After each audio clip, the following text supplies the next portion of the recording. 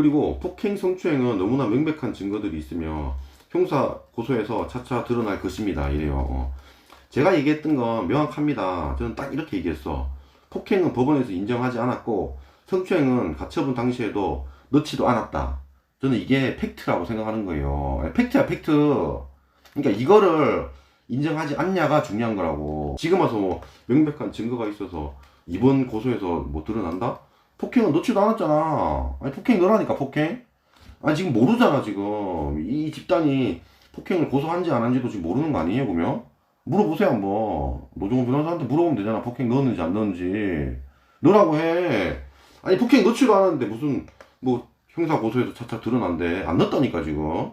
물어봐요, 그러면 모르면. 안녕하세요. 10번째 남자입니다. 오메가X 9편입니다. 오메가X 템퍼링에 대해서 좀 다루고 있습니다. 제가 어제 찍은 영상이 그 예찬이 아빠에 관련된 영상이었고, 제가 개인적으로 DM도 보낸 게 있었습니다. 여기에 대해서 모조리 다 답변을 해 주셨어요. 그래서 이걸 좀 다뤄볼까 합니다.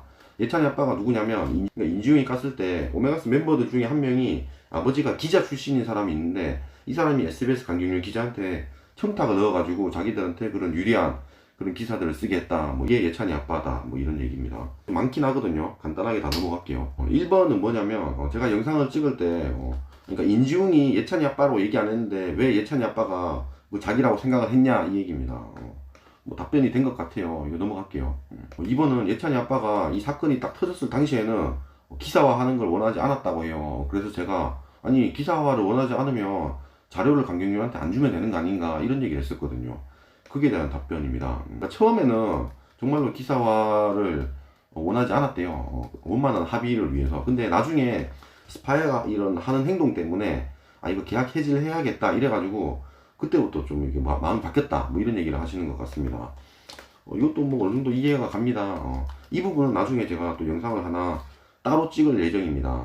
그러니까 이때 계약 해지가 되니 안 되니 이때 이게 뭐 군입대 협박이라든지 뭐 정산서 발송 이런 내용들 있잖아요. 이 부분은 좀 복잡하기 때문에 영상을 따로 하나 찍겠습니다. 3번은 그러니까 이 아버지가 제일 열받는 게 자꾸 템퍼링을 가져오는 거 이거라고 하고, 근데 저희는 뭐 인지용이나 저 같으면 이 메인 주제가 템퍼링이기 때문에 템퍼링을 뭐 안 다룰 수가 없습니다. 그리고 뭐 다루지 말아 달라고 하더라도 열람이나 뭐 인지용 얘들은 계속 다룰 거 아니냐. 다만 뭐 뱉은 말에 대해서 반드시 책임을 지라고 합니다. 맞습니다. 뭐 다루지 말라고 해도 뭐 다루겠죠. 그리고 뱉은 말에 대해서 책임을 사실 질 생각이 없습니다. 책임을 안 졌으면 좋겠어. 그러니까 저 말고 저 인지용이 책임지면 되니까 어차피 이게 이진호랑 인지용이 싸우는 거고 저는 그냥 숟가락만 하나 딱 얹는 거잖아요. 그러니까 뭐 예찬이 아빠가 책임져 이러면은 책임지기 싫잖아요. 물론 이 글 쓴 거 글이 워낙 많기 때문에 스파이에서 뭐 문제 삼을 수도 있겠지. 그러면 본인 말에 책임을 지기는 해야겠죠. 근데 저는 어쨌든 이 예찬이 아빠의 글에 대해서 딱히 뭐 책임지라고 할 생각은 없습니다. 딱히 뭐 걸진 않을 거예요. 그리고 4번입니다. 제가 청탁이 아닌 증거로 뭐 이런 걸 대라라고 DM으로 한 얘기가 있는데 이걸 여기다 쓰셨는데 요거는 뒤에 제가 따로 얘기를 하겠습니다. 그리고 5번입니다. 백방수소문 끝에 인지용의 전화번호를 알았다는 게 거짓이라면서 노종원이나 이진호 이런 애한테 뭐 전화해보면은 인지용 전화번호는 뭐 다이렉트로 알 수 있다. 제가 이랬거든요. 근데 뭐 둘 다 전화번호가 없었대요. 그래서 문의할 수 없었답니다. 아니 이거는 그러니까 말 그대로 해석을 할 게 아니라 노종원, 강경윤, 뭐 이진호 이런 애들은 그냥 한 팀이잖아요. 사실상. 그러니까 어쨌든 이 팀에 연락을 하면 인지용 전화번호를 바로 받을 수 있다. 그냥 이 얘기하는 거예요. 어떤 식으로든 뭐 백방수소문 끝에 받을 건 아니지 않냐. 그냥 그 얘기입니다. 그러니까 이진호랑 강경윤 같으면 얘들이 몸은 두 개지만 사실상 뭐 하나 붙어 있는 거나 다름없어요. 강경련을 때리면 이진호가 아파한다고. 아니, 그러니까 그래 진짜 한번 때려보면 알 거 아니에요. 딱히 뭐 중요한 것도 아니에요. 넘어갈게요.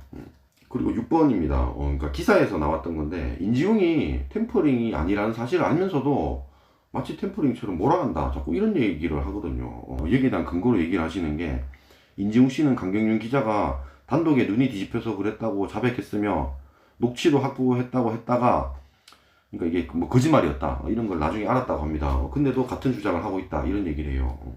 아니 그런 식이면 이진호가 피프티 사건을 다룰 때 전홍준이 뭐 피프티 관련해서 쓴 돈이 80억이라고 했어요 처음에. 근데 지금은 그냥 60억이라고 하잖아요. 아니 그러니까 그런 큰 실수가 있다고 하더라도 주장이 바뀌진 않는다고. 전체를 보고 판단을 하는 겁니다. 인지웅이나 저나 똑같아. 양쪽에 이제 의견을 들어보잖아요. 들어보니까 아 이거 템퍼링 확률이 매우 크다라는 그냥 생각을 하고 그렇게 방송을 하는 겁니다. 당연히 이진호는 안 그럴 수도 있어. 이진호는 그냥 한쪽에 뭐 이런 얘기만 듣고 그냥 뭐 돈이나 이런 게 있을 수도 있겠지. 그래가지고 한쪽 얘기만 하지만 저는 그런 건 아닙니다. 그리고 폭행 성추행은 너무나 명백한 증거들이 있으며 형사 고소해서 차차 드러날 것입니다. 이래요. 제가 얘기했던 건 명확합니다. 저는 딱 이렇게 얘기했어. 폭행은 법원에서 인정하지 않았고 성추행은 가처분 당시에도 넣지도 않았다. 저는 이게 팩트라고 생각하는 거예요. 팩트야 팩트. 그러니까 이거를 인정하지 않냐가 중요한 거라고. 폭행 법원에서 인정 안 했다는 거 인정해 안 해. 성추행 가처분 할 때 넣지 않았다는 거 인정해 안 해. 그 얘기예요. 지금 와서 뭐 명백한 증거가 있어서 이번 고소에서 뭐 드러난다? 폭행은 넣지도 않았잖아. 아니 폭행 넣으라니까 폭행. 이 집단이 폭행을 고소한지 안 한지도 지금 모르는 거 아니에요 그러면? 물어보세요 한번. 노종훈 변호사한테 물어보면 되잖아. 폭행 넣었는지 안 넣었는지. 넣으라고 해. 아니 폭행 넣지도 않았는데 무슨 뭐 형사 고소에서 차차 드러난대. 안 넣었다니까 지금. 물어봐요 그냥 모르면. 그리고 이후 내용이 뭐 열람이는 중립이 아니다 자꾸 이런 얘기를 합니다. 맞습니다. 저는 사실 중립이 아닙니다. 저는 이쪽 편이에요. 근데 그렇다고 해서 제가 스파이어 측 뭐 자료만 갖고 있다고 해서 이쪽 얘기를 안 듣는 게 아니에요. 이쪽 얘기를 다 듣고 제가 4편까지는 다 방어 영상만 찍었습니다. 5편부터 이거 템퍼링 아니냐라는 공격 영상만 찍고 있는 거예요. 지금 이진호는 공격 영상만 찍고 있다니까. 응? 그러니까 템퍼링이냐라는 이렇게 근거들이 있고 템퍼링 아니냐라는 근거들이 있다고. 제가 4편까지는 폭행, 성추행, 폭언에 대해서 반박하는 영상만 찍었어요. 이후에 템퍼링 같이 보이는 정황에 대해서 영상을 찍고 있는 거야 지금. 응? 이진호는 폭언 뭐 계속 이것만 찍고 있다니까. 반박 자체를 안 하고 있다고요. 그러니까 중립적인 방송이 아니라는 건 이진호야 이진호. 이진호는 한쪽 얘기만 하고 있다고 지금. 나는 양쪽 얘기를 다 했다고. 적어도 방어를 하고 있다고요 방어를. 그리고 제가 DM 보낸 게 있습니다. DM으로 3가지 내용을 보냈는데 여기에 대해서도 따로 게시물을 올려주셨습니다. 이것도 볼게요. 우선은 제가 8편 영상에서 묵살 얘기를 했거든요. 그러니까 DM 보낸 지 뭐 24시간 정도가 지났으니까 아니 뭐 답변이 없길래 묵살했다 뭐 이렇게 했거든요. 묵살이 아니었답니다. 그냥 하루 동안 이 인스타를 안 봤대요. 아니 그렇다고 합니다. 사실 뭐 안 볼 수도 있거든요. 제가 이렇게 보냈었죠. 사건 당시 단톡방을 만들어서 기자 4명을 초대해서 당시 사건에 대해서 브리핑을 한 적이 있나요? 뭐 비슷한 일이라도 있었나요? 하니까 있었답니다. 여러 기자로부터 취재 요청이 와가지고 단톡방을 만들어서 한 번에 답을 하려고 했는데 일부 기자가 단독 기사를 주는 게 아니면 의미 없다고 해서 단톡방을 해체했다고 합니다. 이걸 인지웅 씨는 청탁 기사 안 만나며 깠다고 표현했습니다. 그러니까 저게 저래도 되냐라는 겁니다. 그러니까 기자 출신의 이 아버지가 뭐 기자들을 초대해가지고 이 사건 브리핑을 하는 게 뭐 아무런 문제가 없냐 뭐 이런 얘기를 하는 거예요. 이게 청탁이냐 아니냐는 난 판단에 문제가 있다고 생각합니다. 아니 내가 지금 기자들을 초대해가지고 막 뭐 얘기를 해. 그럼 내가 뭐 그냥 재밌자고 얘기하는 거야 이게? 그런 건 아닐 거 아니에요. 어쨌든 나의 입장을 얘기해서 이 기사를 써달라고 얘기를 하는 거 아닙니까? 그러니까 말로만 딱 이거를 기사 써주세요 뭐 말을 안 했다고 해서 이 상황 자체가 청탁이 아니다라고 얘기하기는 또 다르다고. 물론 본인은 청탁이 아니라고 하겠지. 근데 인중이 이걸 청탁이라고 했다고 하더라도 딱히 문제가 될까라는 겁니다. 그 얘기예요. 그리고 두 번째입니다. 인스타에 부정 청탁을 한 적이 없다고 하셨는데 청탁을 한 일이 있냐 이렇게 물어봤습니다. 청탁이라고 하면 청하여 남에게 부탁함입니다. 언론 생태계를 모르는 것 같아 청탁한다고 기사를 절대로 뭐 써주질 않는다. 그리고 중간쯤에 저는 기사화 해달라고 청하여 부탁한 사실이 전혀 없습니다 라고 해요. 그러니까 이걸 청탁이라고 볼 수 있냐는 사실 쉽지 않은 문제라고. 저는 이 인지웅이 이 사건을 청탁이라고 얘기한 거에 대해서 딱히 별 문제가 될 거라고 생각하지 않습니다. 나는 그냥 청탁같이 보여 그냥 저게. 사람마다 다 할 거라 생각해요. 그리고 제가 이 D사의 한모 기자에게 보낸 메일을 공개를 해달라 그랬어요. 이것도 이 예찬이 아빠가 인스타에다가 썼던 내용입니다. 5명의 기자를 만났고 뭐 한 명은 뭐 깎고 막 이런 얘기를 뭐 이렇게 주구장창 써놨어요. 근데 D사의 한무 기자한테 메일을 보낸 적이 있었대. 근데 얘랑은 만나지를 못했다고 합니다.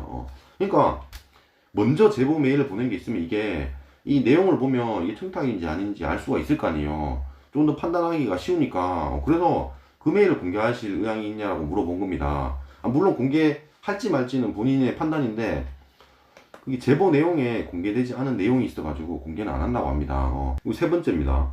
소개받은 기자가 3명이라고 했는데 강경윤이 소개했냐 아니면 선후배 기자님들이 소개했냐 혹시 오늘 기사를 쓴 김소연 기자도 포함인가 뭐 이런 얘기를 했습니다. 그러니까 이 기자가 되게 많습니다 지금. 그러니까 접촉한 기자도 많고 메일을 보낸 기자도 많고 뭐 되게 많아요. 이게 그 인스타에 올리신 걸 보면 문자를 먼저 보낸 경우도 있고 전화가 먼저 온 경우도 있습니다. 그러니까 기자를 뭐 어마무시하게 만났고 어마무시하게 접촉하려고 했잖아요. 그 얘기를 하는가. 그걸 보고 사람마다 이건 청탁이다, 이건 청탁이 아니다, 판단하는 사람마다 좀 다르겠죠. 그래서 사실 저는 예찬이 아빠가 대답을 할 줄 몰랐습니다. 그냥 DM을 무시할 줄 알았어요. 그러니까 대답을 했으니까 사실 가장 궁금한 게 있습니다. 아니 뭐냐면 미국에서 사건이 터지고 나서 이 멤버들이 이제 비행기표가 없어가지고 막 쩔쩔 매고 있을 때 부모님들이 뭐 십시반으로 모아서 뭐 비행기표를 내줬다면서요. 비행값을 치렀다며. 그리고 날라와서 예천이 아빠가 말하는 그 부모님들의 모임이 있었을 거 아니야. 그때 강경윤도 있었다 이럴 거 아니야. 아니, 그런 뭐 대책 회의까지 해놓고 변호사비를 왜 안 내줬습니까? 아니 그러니까 걱정을 했으니까 모여서 막 회의를 했을 거 아니야. 거기서 뭐 강경윤이 노정원을 소개시켜줬을 거 아니에요. 대책 회의를 해놓고 왜 변호사비를 안 내줬어요? 왜 애들 알바를 하든 말든 냅뒀습니까? 애들이 정말로 알바를 했을까라는 겁니다. 알바를 안 했을 것 같아. 아니, 그러니까 강경윤이나 지금 노정원 이런 애들이 붙어 있기 때문에 저는 얘들은 나쁜 사람들이에요. 그렇기 때문에 그런 생각이 들어. 언론 플레이를 하면서 불쌍해 보이기 위해서 돈이 없고 그래서 그냥 알바를 하는 척하면서 알바를 해서 변호사비를 내자 뭐 이런 식으로 언플을 하지 않았을까라는 거의 뭐 확신이 든다고. 부모님들이 왜 변호사비를 안 내줬냐, 정말로 애들이 알바를 했을까, 이 부분은 되게 중요한 부분이거든요. 이게 만약에 밝혀지지 않는다면 처음부터 언플을 하려고 했다라는 게 되니까 템퍼링일 가능성이 사실 매우 커집니다. 이것도 좀 답변을 해주세요. 궁금해서 그럽니다. 예찬이는 알바를 했습니까? 예찬이 힘들 때 비행기 표는 내줬으면서 왜 변호사비는 안 내줬나요? 이 영상이 마음에 드셨으면 구독과 좋아요 감사합니다.